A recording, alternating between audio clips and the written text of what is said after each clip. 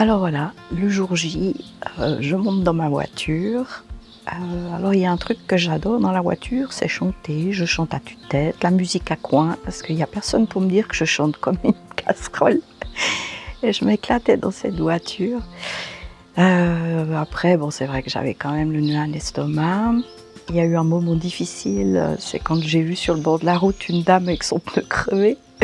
J'avoue que là, j'ai flippé un peu en me disant: «Eh mince, s'il m'arrive quelque chose sur la route, comment je vais me débrouiller?» Puis après, le moment présent, ah, je vous dis pas, le moment présent, c'est efficace.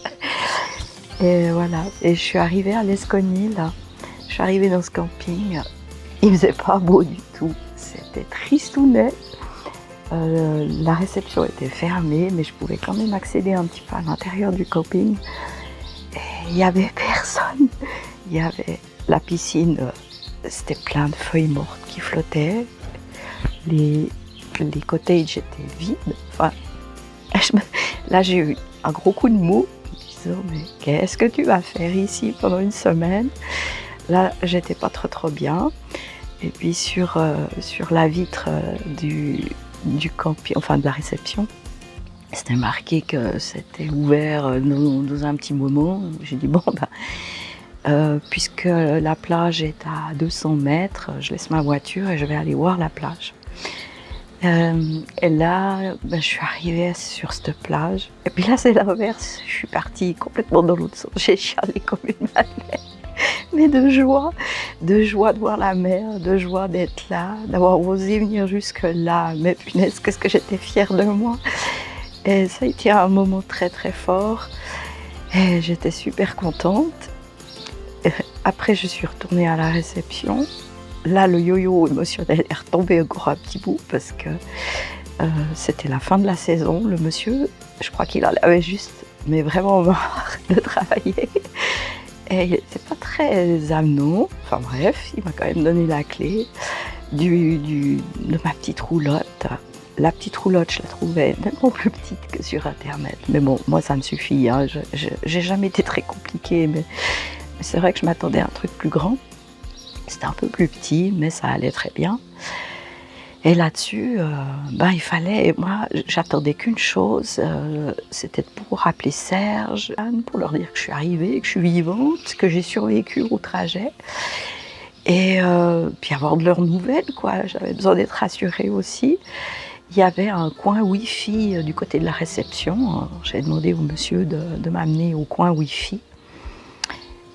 Et voilà qu'il n'y avait pas de réseau. Alors là, j'étais au bout de ma vie. Là, j'ai chialé comme une madeleine, d'angoisse et de panique. Comment je vais faire? Et, mon Dieu, j'avais l'impression d'être larguée sur une île déserte, au milieu de nulle part. Et j'ai perdu tous mes moyens.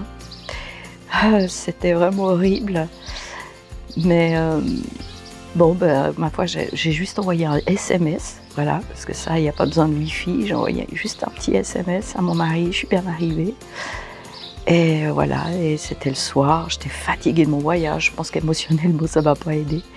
Et je suis allée dans ma petite roulotte. Et me voilà installée dans ma roulotte. Et la nuit arrive. Et là, franchement, c'est l'angoisse qui a pris le dessus. Pour passer cette première nuit, ou même, je crois, toute la semaine, j'ai dormi avec la radio, avec la lumière.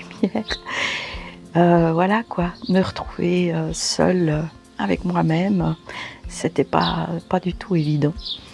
Et j'avais qu'une seule chose en tête, c'était trouver un endroit avec la Wi-Fi pour pouvoir appeler mon mari. C'était vraiment l'objectif premier. Et j'étais dans cet état d'anxiété, je pense que jusqu'à ce moment-là. Donc je me suis un petit peu renseignée où c'est que je pouvais trouver un endroit tranquille pour pouvoir appeler ma famille. Et là, le monsieur de la réception m'a dit qu'à 1h30, à 1 heure de marche, le village suivant, il y a un office du tourisme avec Wi-Fi gratuit, etc. Donc, j'ai fait ma première marche sur la plage. Donc, j'ai apprécié qu'à moitié ce truc-là, parce que tant que j'avais pas appelé mon mari, je pense que j'arrivais pas à profiter de ce moment magique. Arrivée à l'office du tourisme, j'ai éclaté en sanglots, je suis allée vers la dame, je me suis expliquée, j'ai perdu tous mes moyens. Mais je vous jure, elle me regardait avec des yeux de merlan frire, se disant mais qu'est-ce qu'elle a cette dame pour être comme ça paniquée. Bon, honnêtement, je ne vais pas pouvoir vous raconter toutes mes aventures, je vais vraiment faire un raccourci. Mais c'est des choses que maintenant je peux raconter avec le recul et puis énormément d'autodérision, mais sur le moment c'était juste l'enfer. Et voilà, je téléphone à Serge et je plante, je suis bien arrivée, je suis en Bretagne. Et mon mari me dit mais tu veux rentrer parce que ça n'a pas l'air d'aller. Puis je dis non ça va, j'ai trouvé le wifi. Et bon, après j'ai fait le même téléphone, j'avais besoin d'appeler mon fils. Et je lui ai fait exactement le même discours, il m'a aussi demandé si je voulais revenir, tellement je respirais pas la joie de vivre. Et en fait, voilà, mais une fois que j'ai pu leur parler, la pression est un tout petit peu tombée.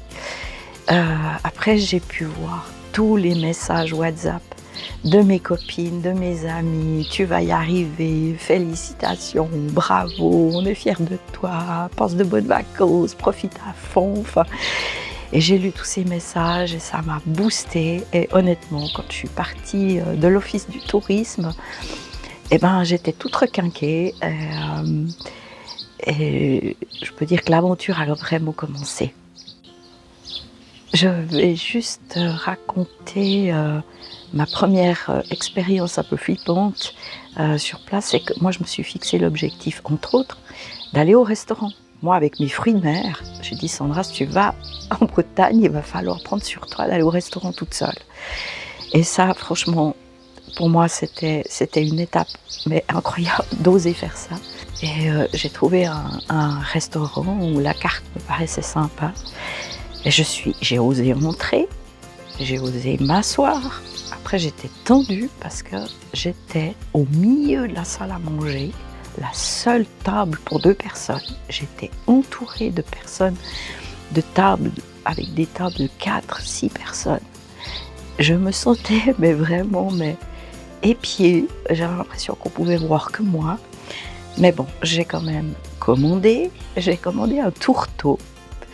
Et voilà, on m'amène un immense tourteau dans l'assiette. Je ne savais pas comment le dépioter. Je ne savais pas comment m'y prendre et j'étais tellement démunie devant ce tourteau. J'ai quand même demandé à la dame de la table voisine de me faire une photo. Donc je suis très fière devant mon tourteau. J'ai essayé de manger une partie. Je pense que j'ai dû manger une partie qui ne se mange pas ou je ne sais pas. Ou alors je suis mal tombée, j'en sais rien. Mais il était immonde. J'avais un goût de sable dans la bouche, c'était terrible. Et j'ai été incapable de demander de l'aide au serveur, incapable de demander comment on dépiote un tourteau, qu'est-ce que je dois manger, qu'est-ce que je dois laisser. Ma panique, elle a grimpé, elle est montée tellement que, en fait, j'ai payé, puis je suis partie, j'ai jamais mangé mon tourteau. Alors voilà, ça c'était un de mes épisodes les plus épiques de mon premier jour de vacances. Je suis revenue à la roulotte. Le reste de la semaine, j'avais trouvé une épicerie qui vendait des crêpes. Du coup, des crêpes fraîches, hein, des crêpes maison. Ouais, c'était plus une boulangerie-pâtisserie qu'une épicerie. Et j'ai acheté des crêpes. Donc j'ai quand même mangé local, mais j'ai mangé dans ma roulotte mes petites crêpes pendant toute la semaine. Et le dernier jour, je me suis quand même forcée à retourner au restaurant.